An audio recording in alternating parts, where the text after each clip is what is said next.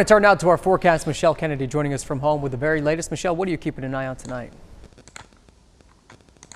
Yeah, besides those alligators, right, we've got that Hurricane Category 4 storm, which will probably displace some alligators in the bayous of Louisiana, by the way, because we're talking about the storm surge anywhere from about 10 to 20 feet. They are concerned that as it's making landfall right over some of the natural preserve areas that folks are looking at in western Louisiana, eastern Texas, this is where it may be a little less populated. However, that flooding could extend inland too. So we are very concerned about it. It's a Category 4 storm. It's moving to the northwest, eventually to the north, and you're watching that storm track take it all the way up through Arkansas through the day tomorrow and downgraded to a tropical storm as we go through the day. So it is going to lose intensity quickly. That is a change from what we have seen in other storms, so that's good news. You see it turning to the north and east, and likely remnants for us, if not still some type of tropical depression or post-tropical storm status by the time it reaches us on Saturday. Most of that moisture could move in by midday on Saturday for us, but the highest storm surge, that's coming in right along the coast. You could see it here between Galveston up through Beaumont, Texas, and Lafayette.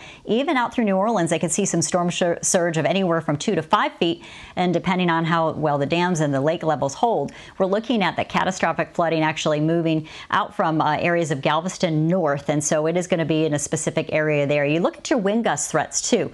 There is going to be a zone where we see those winds just build inland, 80 to 140 mile an hour wind gusts possible right along the coastal communities, and then those winds may be as high as 80, 90 miles an hour as it travels inland out through northern Louisiana later tonight. So we'll be watching for that threat, and we continue to talk about certainly heavy downpour threats with this storm, but we're watching the track too, comparing it to some of our other storms that we have seen previously. We have seen Harvey, which stalled and just sat because of upper level wind steering currents weren't there. This time we have some help, so we think it's going to take the track more similar to you see here Rita and Katrina, and unfortunately as a Category 4 storm making landfall, this is going to have some devastating impact for folks. We've already got wave heights up to 38 feet right at the center of the storm, just outside the eye wall there. We're looking at Laura continuing on that track as we look ahead through the weekend. It does mean it takes it a little bit close to the tride. You can see some of those are also taking more of a southerly track in some of the models. The general thought is that it is going to pass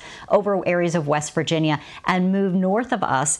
That still means we're going to be in that zone to just tap into a lot of good juicy tropical moisture. So looking ahead from now, we've got stray thunderstorms over the next couple of days. We've got hot 90s, and Laura's rainfall really starting to lift our way by Friday. Our rain chances, though, really don't ramp up until we get you into Saturday, where more steady rains are going to be possible. You look at this rainfall forecast, and anywhere from 5 to 10 inches with a swath that's going to roll through southern Missouri out through Branson. For us, I do think that we're going to see those higher pockets of the storms that are enhanced by the tropical moisture. We get those super soakers, and we have certainly seen that. Some of those storms have produced 2 to 3 inches at once, so we need to be ready for that and more flash flooding, especially mountains and western foothills hit hardest in the last few weeks.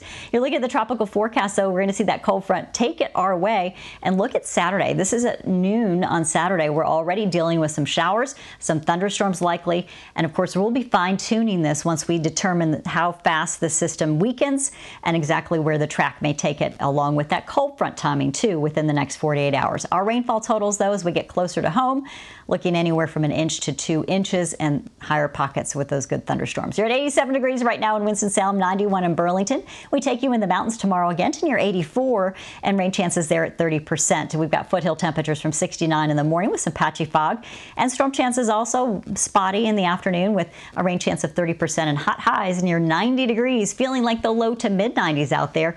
And then for the afternoon in the tride, similar near 90. Here are a few storms for you too right now, mentioning those showers and storms that are building over Danbury and spotting up around Wilkesboro. And over the last 5 days, the last thing we need is more rain, of course, as we've had some 3 to 5 inches from a few isolated storms. All right, let's take a look at your 7-day forecast, and you'll see that we have 90s for Thursday, Friday, and our storm chances are on Saturday now, with windy conditions picking up as well as that heavy rain. We'll have much more. We're looking forward to those 80s, though, and dry air.